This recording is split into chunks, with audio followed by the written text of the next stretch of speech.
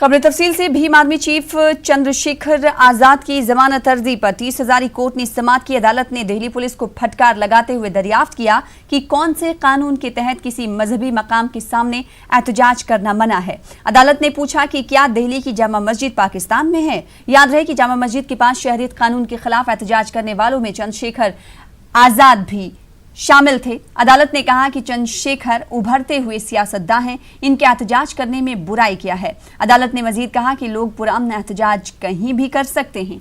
Police ने चंद्रशेखर को एहतजाज में शामिल होने और तशद्दुद भड़काने के इल्जाम में गिरफ्तार किया है।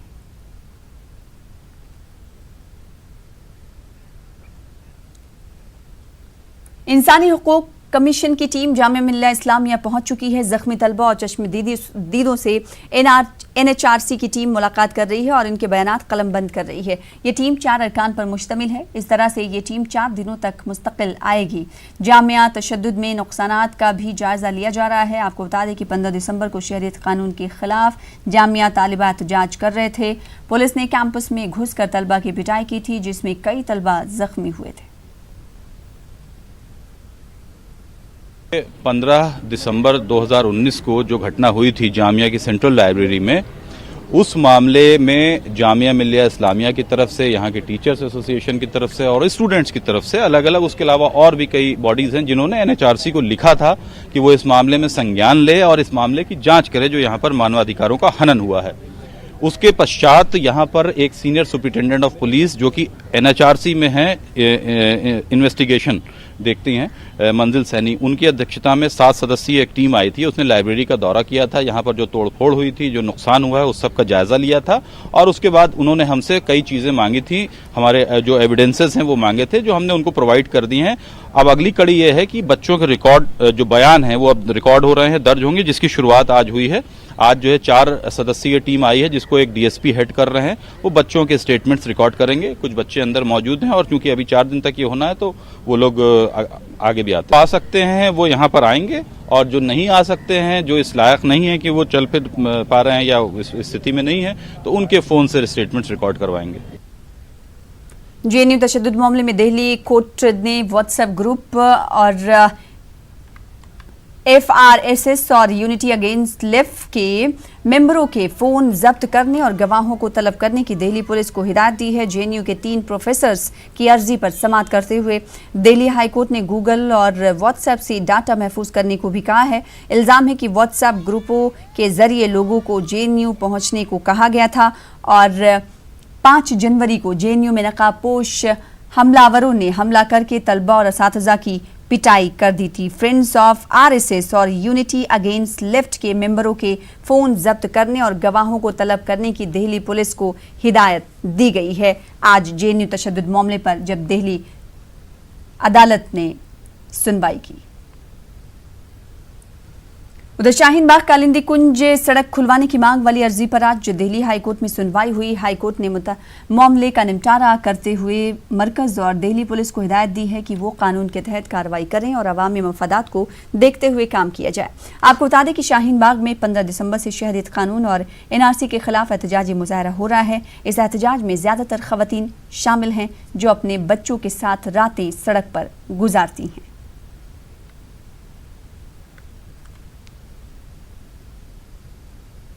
माननीय हाईकोर्ट में पहले भी याचिका दाखिल की गई थी जिसको उन्होंने खारिज कर दिया था और हमें यहाँ पीसफुल प्रोटेस्ट जो 30 दिन से चला आ रहा है उसको करते रहने की हमें इजाज़त दी गई थी। हम प्रशासन के साथ उनको मदद करते हुए अपना प्रोटेस्ट, अपनी आवाज़ उठाते रहेंगे क्योंकि 30 दिन से जो सरकार अपनी बहनों के लिए, मुस्लिम बहनों के लिए ऐसे ऐसे कानून लेकर आती है कि हम उनका बड़ा ख्याल करते हैं। उन्हीं सरकार की बहनें, मोदी जी की बहनें, अमित शाह जी की बहनें ही रोड पे 30 दिन से बैठी हैं। अपने 2-2 महीने के बच्चों को लेके बैठी है। वो एक दिन भी रोड पे उतर के नहीं आई शाहीन बाग में। UNO तक हमारी बात चली गई है।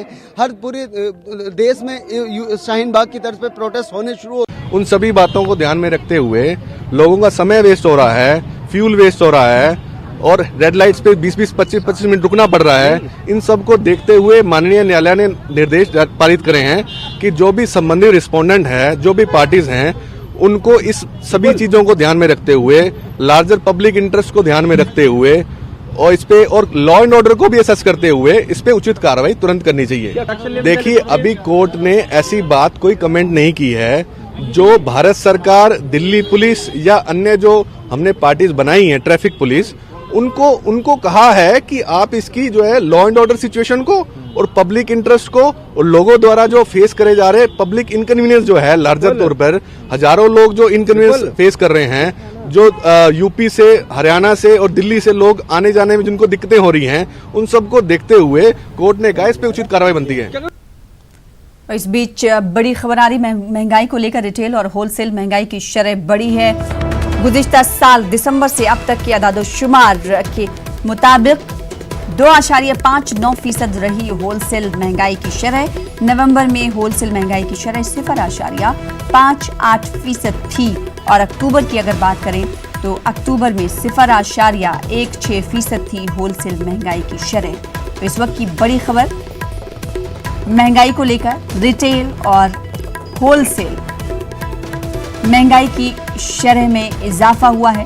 गुज़िश्ता साल दिसंबर से अब तक के आदादोशुमार के मुताबिक अब तक 2.59% होलसेल महंगाई की शरह रही है। वहीं नवंबर में होलसेल महंगाई की शरह 0.58% थी और अक्टूबर में 0.16% थी होलसेल महंगाई की शरह। लगातार महंगाई में इजाफा हो रहा है। घरेलू अशिया पर ज्यादा असर पड़ रहा है।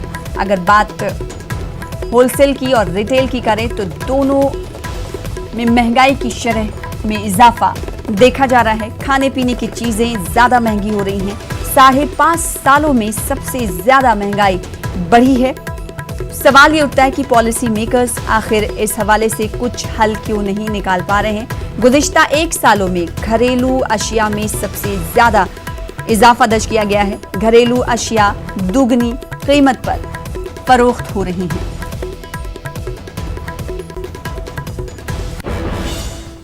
दिल्ली में कांग्रेस लीडर रणदीप सुरजेवाला ने प्रेस कॉन्फ्रेंस की और बढ़ती महंगाई के लिए सरकार को जिम्मेदार ठहराया। सुरजेवाला ने कहा कि महंगाई की वजह से आम लोग परेशान हैं। को खाने के लाले पड़ गए हैं। खाने की मूलभूत वस्तुएं देश की गृहिणियों, देश के आम जनमानस उसके बजट से बाहर हो गई है। आज पहली बार शायद 2012-13 के बाद महंगाई इतनी चरम सीमा पर पहुंची है। वो आदरणीय प्रधानमंत्री मोदी जी जो 2013-14 में कहते थे अब की बार महंगाई पर वार, वो चुप बैठे हैं और महंगाई है कि वो डायन की तरह हर रोज बढ़ती जा रही है। खुदरा महंगाई, रिटेल इन्फ्लेशन जुलाई 2019 में 3.15% थी। अगस्त में बढ़कर 3.28% हो गई। सितंबर में 3.99 या 4% हो गई। अक्टूबर 2019 में 4.62% हो गई। नवंबर 2019 में 5.54% हो गई और दिसंबर 2019 में 7.35% हो गई। और आज ये महंगाई 8% को जनवरी 2020 में छू रही है। परंतु सरकार नाकारा और निकम्मी बनी बैठी है। न प्रधानमंत्री कोई जवाब देते, न फूड और सिविल सप्लाईज मंत्री कोई जवाब देते, न भारतीय जनता पार्टी को महंगाई की परवाह, न आम जनमानस की जिंदगी की कोई चिंता। नवंबर 2013 के मुकाबले में आज खाद्य पदार्थों की महंगाई चरम सीमा पर है। कांग्रेस लीडर अधीर रंजन चौधरी ने मुतालबा किया है कि पुलवामा वाकये की फिर से जांच कराई जाए। अधीर रंजन ने ट्वीट कर लिखा कि ये सवाल लाजमी है कि पुलवामा हादसे का असली जिम्मेदार कौन है। इस मामले पर सियासत गर्म हो गई है। कांग्रेस लीडर अधीर रंजन चौधरी ने ट्वीट कर पुलवामा हमले की जांच का फिर से मुतालबा किया। इस मामले पर कांग्रेस लीडर प्रमोद तिवारी ने न्यूज 18 से बातचीत की। रंजिता ने उनसे बातचीत की, आइए आपको दिखाते हैं। नेता प्रमोद तिवारी हमारे साथ है बात करने के लिए। लोकसभा में कांग्रेस के नेता है अधीर रंजन चौधरी, अभी कुछ देर पहले उन्होंने ट्वीट कर एक सवाल उठाया है। उन्होंने कहा है कि पुलवामा घटना जो हुई थी उसकी दोबारा से जांच होनी चाहिए। कई चीजें हैं उसमें जो संदेहात्मक है और उसकी जांच जो है वो निष्पक्ष होनी चाहिए, ये जरूरी है। मैं सिर्फ ये जानता हूं कि ये इत्तेफाक है, हुस्न इत्तेफाक, कि जब अफजाल ने नाम लिया देवेंद्र का डीएसपी का, तो उस समय भी केंद्र में भाजपा की सरकार थी, संसद हमला का दोषी जो था।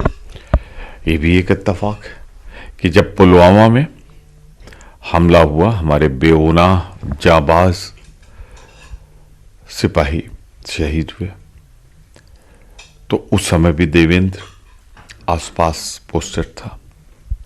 और ये भी इत्तेफाक है कि जब आतंकवादी दिल्ली की ओर कूच कर रहे थे तो उसी की गाड़ी में मिले, उसके घर से हथियार मिले, उस समय भी भाजपा की सरकार है।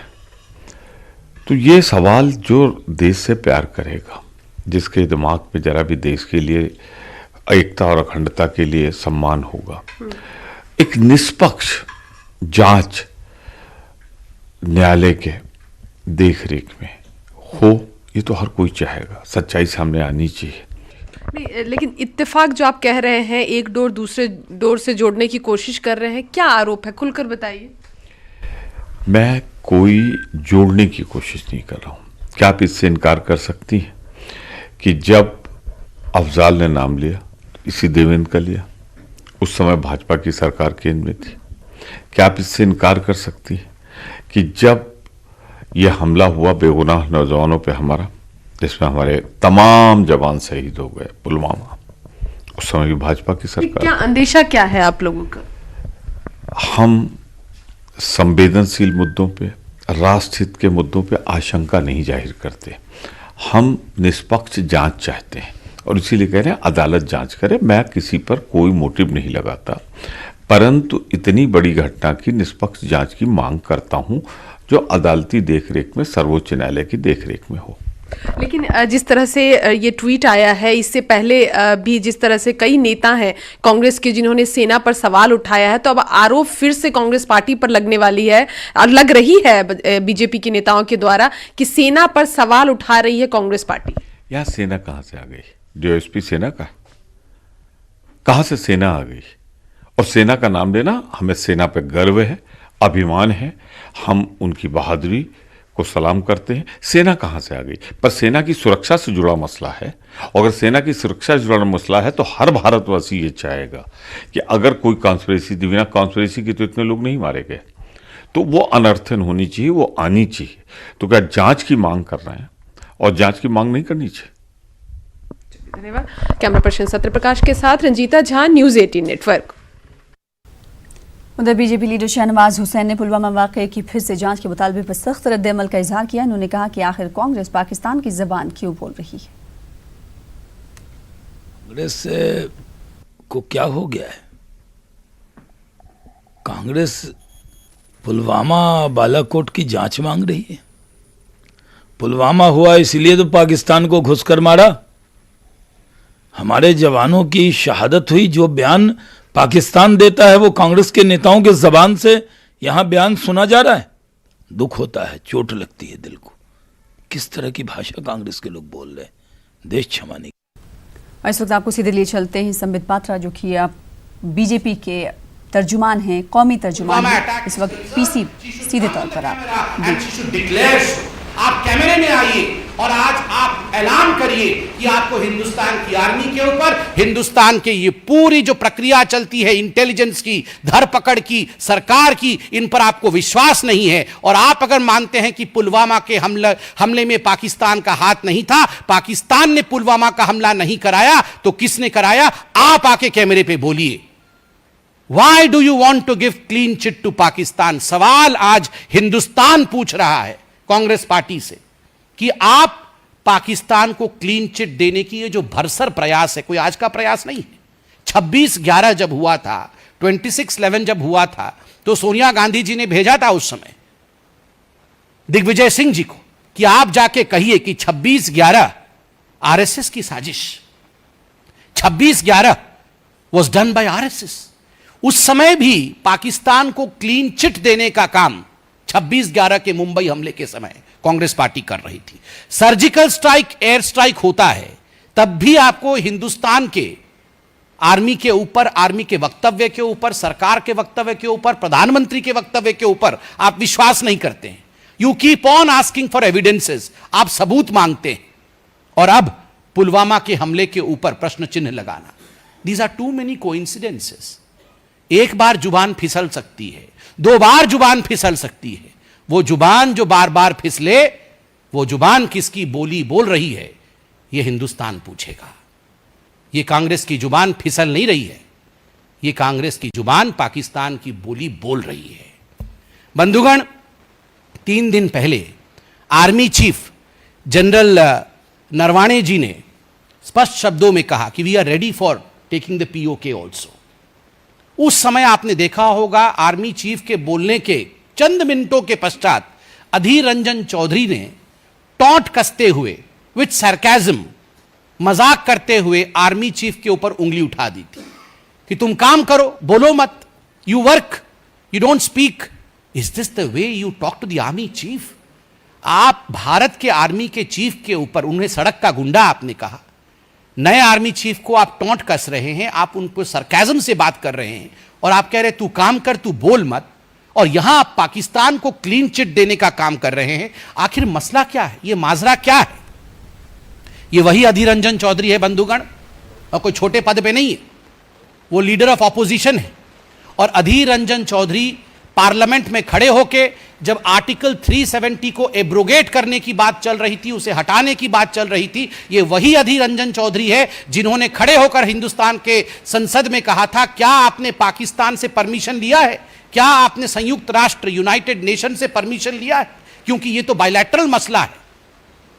जो व्यक्ति हर तो समित पात्रा की प्रेस कॉन्फ्रेंस आप देख रहे थे। अधीर रंजन चौधरी ने जो ट्वीट किया है उस पर लेकर इजहार ख्याल कर रहे थे। फिलहाल आगे बढ़ेंगे और इस बीच बड़ी खबर आ रही है जिसका रुख कर लेते हैं। भारत और ऑस्ट्रेलिया के बीच वनडे सीरीज का पहला मैच आज खेला जा रहा है। ऑस्ट्रेलिया ने टॉस जीत लिया है, इस वक्त की बड़ी खबर, और बॉलिंग करने का फैसला किया है। मुंबई के वानखेड़े स्टेडियम में ये मैच खेला जा रहा है। तो इस वक्त की बड़ी खबर, हिंदुस्तान और ऑस्ट्रेलिया के बीच वनडे सीरीज का पहला मैच शुरू हो चुका है। ऑस्ट्रेलिया ने टॉस जीता है और टॉस जीतने के बाद बॉलिंग करने का फैसला किया है। ऑस्ट्रेलिया ने मुंबई के वानखेड़े स्टेडियम में खेला जा रहा है ये मैच। दोनों टीमें पूरी उम्मीद हैं और इसी इम्कान के साथ की जीत दर्ज की जाएगी, मैदान में डटी हुई है। इस बीच ऑस्ट्रेलिया ने टॉस जीत लिया है, बॉलिंग का फैसला लिया है। 20 दिसंबर को मेरठ में एनआरसी और शहरियत कानून के खिलाफ एहतजाज के बाद शहर के कुछ इलाकों में तशद्दुद के वाकयात पेश आए। पुलिस और मुजाहिरीन के दरमियान झड़प में जहां 6 अफराद हलाक हुए, तशद्दुद के कई वीडियो भी वायरल हुए जिनमें पत्थरबाजी और पुलिस फोर्स की कार्रवाई उजागर हुई। ऐसा ही एक वीडियो पुलिस ने भी जारी किया है जिसमें 30 से ज्यादा पुलिस एहलकारों को एक घर में और दुकान में बंद करके जलाने या मारने की कोशिश का दावा पुलिस ने किया है। लेकिन वाकई की हकीकत का जायजा लेकर तस्वीर के दोनों रुख को पेश करने की आज हमने कोशिश की है। देखिए इस रिपोर्ट को।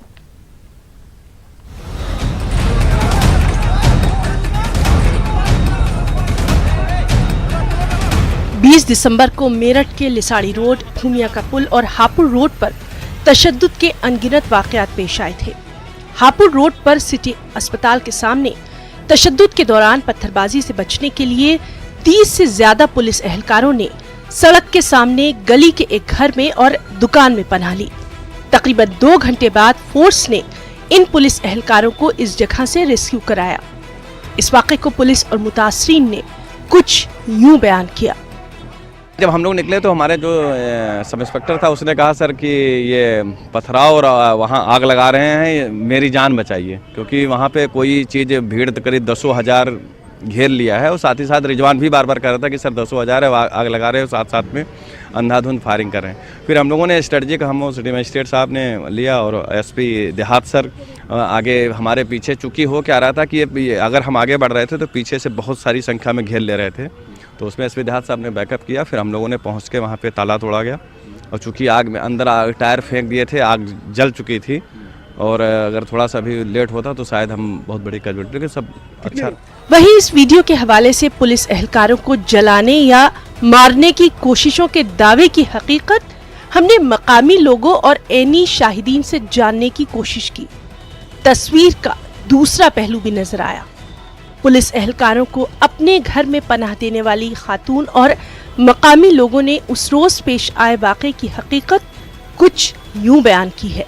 20 दिसंबर को बाद नमाज जुमा मेरठ में हुए तशद्दुद में हापुड़ रोड का जो इलाका है वो भी तशद्दुद की आग में जला। और जिस तरह से जो खबरें सामने आईं, एक खबर उसमें ऐसी भी थी कि जिसमें ये कहा गया कि पुलिस वालों को यहाँ पर एक मकान में बंद करके जलाने की कोशिश की गई है। आज हम उसी गली में खड़े हैं जहाँ पर वो पुलिस वाले एक मकान में 2.5 से 3 घंटे के तकरीबन कैद रहे जब तक कि तशद्दुद के ये वाक़यात हुए। लेकिन हर तस्वीर के दो रुख होते हैं। एक रुख जो पुलिस ने बताया कि दंगाइयों ने उन्हें जलाने की कोशिश की, दूसरा जो यहाँ के मकामी लोग बताते हैं। मेरे पीछे ये जो मकान है इसी में बताया जा रहा है कि वो पुलिस वाले 20 से 25 के करीब उनकी तादाद थी और वो इसमें थे। और यहाँ जो खातून रहती हैं उन्होंने उनको अंदर अपने मकान में महफूज किया। और जो दंगाई थे वो इस गली के बाहर आप देख सकते हैं। मैं कैमरामैन से कहूँगा कि ज़रा सा दिखाएंगे वो गली के बाहर, ये जो गली है इसके बाहर वो दंगाई जो है वो आग लगा रहे थे और इस गेट से बाहर की तरफ थे वो, और ये गेट बंद कर लिया गया था। तो और वहाँ से और यहाँ तक का तकरीबन 100 मीटर का ये फासला है।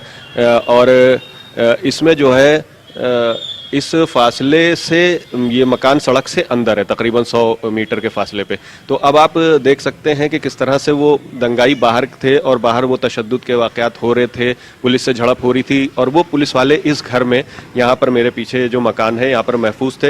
यहाँ पर हमारे साथ मकामी अफराद एक हैं जो ये पूरा वाक़यात उन्होंने अपने मकान से देखे। ये इनके पीछे मकान है। क्या नाम है आपका? मेरा सईद अहमद। सईद अहमद साहब, हकीकत बताइए कि क्या हुआ था उस दिन? हकीकत यही थी कि जो है इधर से जो वो जो है ना दंगाई के पीछे भाग रहे थे, जो है ना वो जो है गली खुली हुई देखी इन्होंने, समझा खुली हुई है, वो थी बंद, इसमें घुस गए। इसमें घुसने दंगाई के पुलिस वाले घुस गए? कौन घुस? पुलिस वाले घुसे यहाँ, पुलिस वाले घुस गए। जब इन्हें ये जगह नहीं मिली तो एक घर में जो है ना घुस गए हुए, वहाँ महफूज रहे काफ़ी रात लोग महफूज रहे। जब इन्होंने फौज बुलाई, वो जो है ना फौज भी नहीं बुलाई जिसका मकान था जी। लेकिन आपका घर है, इसी घर के बगल में, तो क्या दंगाई यहाँ तक भी आए थे क्या? नहीं, यहाँ नहीं आए, बिल्कुल गेट के बाहर ही रहे हुए, गेट के बाहर ही रहे। गेट बंद हो रहा था जी हाँ, गेट के बाहर ही रहे। तो अभी पुलिस ने जो ये चीजें बताने की कोशिश की है कि उनको जलाने की कोशिश की गई, क्या आपको लगा? यहाँ आग कोई नहीं लगी, ना कोई आग लगाई, ना कोई सड़क पे लग रही थी आग, तो पल्ली तरफ, हाँ यहाँ नहीं थी बिल्कुल भी। नफीसा जी, उस दिन क्या हुआ था और किस तरह से वो लोग फिर यहाँ से गए पुलिस वाले? वो ऐसा था भाई साहब, बाहर जो थे कुछ दंगा कर रहे थे, तो बाहर के बाहर इसे अंदर नहीं आया था कि पुलिस वाले आए। वो जो थे अंदर गली में आ गए, मैंने गेट खुला, मेरा गेट खुला हुआ था, वो ऊपर आ गए। मैंने उन्हें बड़े प्यार से बिठाया और पानी वानी भी पिलाया, दोनों भी पिया। 1-1.5 घंटे वो लोग यहाँ पे रहे। 3 मंजिल का मकान है, 3 मंजिल में वो आ गए थे, नीचे दुकान में भी थे। वैसे बाहर का कोई अंदर नहीं आया, ना कोई डीला पत्थर मतलब बरसाया उन्होंने, लेकिन अंदर कोई लोग आए नहीं, बच्चे वगैरह कोई नहीं आए। और बड़े आराम से वो चले गए, नहीं कोई बंद करा किसी ने, नहीं किसी ने रोका, कोई बात ऐसी हुई नहीं है। 2-2.5 घंटे महफूज रहे, 2-2.5 घंटे महफूज रहना बहुत बड़ी बात है। खुदा ना खास्ता अगर किसी दंगाइयों को शरारत करनी होती तो मैं समझता हूँ इतनी देर नहीं लगती, कोई भी उसके अंदर आग लगा के उनको ख़त्म कर सकता था, लेकिन ऐसी कोई नियत नहीं थी, ना ऐसा कोई इरादा था। रेस्क्यू ऑपरेशन का वीडियो क्लिप जारी करके पुलिस एहलकारों को जलाकर मारने की किसी साजिश की इस थ्योरी पर मकामी जिम्मेदारान ने भी सवाल उठाए हैं। हमारा मकसद ये है कि हकीकत जो है वो सामने आए, तस्वीर के दोनों रुख आपके सामने आप तक पहुँचे। पुलिस एहलकार इस घर में महफूज रहे हैं 2.5 घंटे तक और उनको किसी तरह की एक खरोंच भी नहीं आई। पुलिस आई और उनको हिफाजत के साथ निकाल कर लेकर गई। कैमरा पर्सन अभिषेक शर्मा के साथ तंजीर अंसार, न्यूज़ 18 उर्दू, मेरठ। वादी कश्मीर में 2 दिन की बर्फबारी और दर्जे हरारत मनफी होने के बाद रास्तों पर बर्फ जम गई है। सड़कों पर बर्फ जम जाने से फिसलन पैदा हो गई है, जिसकी वजह से आम जिंदगी मुतासिर है। आज सुबह गाड़ियों को भी चलने में काफी दिक्कत पेश आ रही थी। इंतजामिया सड़कों से बर्फ हटाने का काम कर रही है, ताहम अभी भी कई ऐसे रास्ते हैं जिन पर काफी बर्फ जमा है। श्रीनगर में 2 दिन की बर्फबारी के बाद अब आज सूरज निकला है। बहुत मुश्किलात हो रहे हैं। स्पीड तो सिर्फ 10 किलोमीटर तक चलनी पड़ती है, तो उसके अलावा कुछ नहीं, क्योंकि बर्फ़ तो हटाई नहीं गई है पूरी सड़क से। सरकार की तरह से कोई इम्तिहान ये नहीं लिया गया है। बस अभी तो बहुत सी प्रॉब्लमें हो रही है, ट्रैफिक में प्रॉब्लम हो रही है, गाड़ियाँ स्लिप कर रही है, अभी बहुत सी प्रॉब्लम है। वादिया कश्मीर में 2 रोज़ की शदीद बर्फबारी के बाद आज मौसम साफ़ हो गया है। यहाँ पे अगर हम आज की बात करें तो अच्छी खासी धूप खिली हुई है यहाँ पे, लेकिन धूप खिलने की वजह से और जो रात को माइनस टेम्परेचर यहाँ पे रहा है, उसकी वजह से जो सड़कें हैं वो मुंजमद हो गई है। सड़कों पे जो बर्फ़ है वो पूरी तरह से जम गई है, जिसकी वजह से लोगों को चलने फिरने में काफ़ी मुश्किलात दरपेश हैं। हमने सुबह देखा, सुबह से ही जो ट्रैफिक की नकलो हमल है यहाँ वो बहुत बुरी तरह से यहाँ पे मुतासर हुई। गाड़ियों को काफ़ी स्लिप्स हुए और काफ़ी सारे एक्सीडेंट्स भी हुए। अगर हम दर्जा हरारत की बात करें तो कल रात का दर्जा हरारत यहाँ पे -2.7 रहा श्रीनगर में, और बाकी जगहों पे भी माइनस के बिलो माइनस यहाँ पे टेम्परेचर रहा। कुल मिला के देखें तो अब 18 तक यहाँ पे मौसम साफ़ रहने के पेशनगोई की है महकमे मौसमियात ने। तो अब देखना ये होगा कि आने वाले दिनों में मौसम क्या करवट लेता है। फिरोज वानी के साथ परवेज़ भट्ट, न्यूज़ 18 उर्दू, श्रीनगर। फिलहाल इसी के साथ इस बुलेटिन में इतना ही। देखते रहिए न्यूज़ 18 उर्दू। दीजिए इजाजत। आदाब।